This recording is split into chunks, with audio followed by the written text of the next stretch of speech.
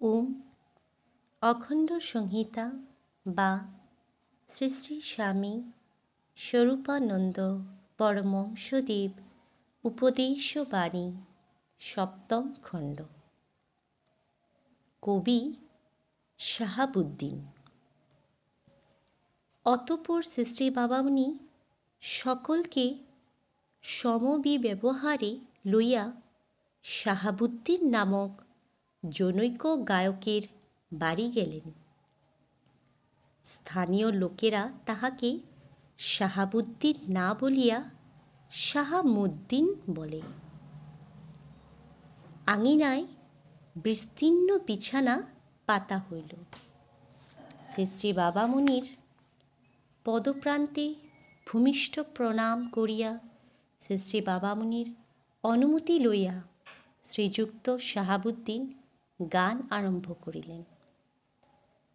শাহাবুদ্দিন অশিক্ষিত, কিন্তু প্রায় ২-৩ শত সঙ্গীত তিনি রচনা করিয়াছেন। তিনি গাহিতে লাগিলেন। চলো দেখি মন ত্রিবেণীর ঘাটে, স্নান করে তুই শান্তি পাবি, মুক্তি পাবি হাতে হাতে।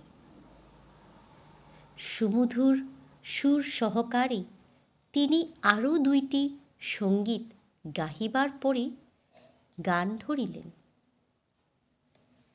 ন সাকার ন নিরাকার, যথা জীব তথাকার, যে তোমার দেখেছে আকার, সকলে তার একাকার।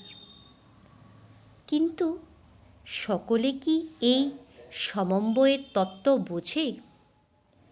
না বুঝিয়া কতই না গালি দেয়।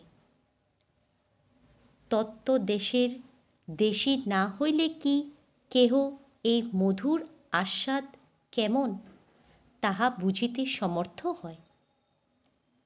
তাই গানটির শেষ চরণে বর্ণিত হইল, বিদেশিরা পাগল বলে স্বদেশিরা দেয় বাহার।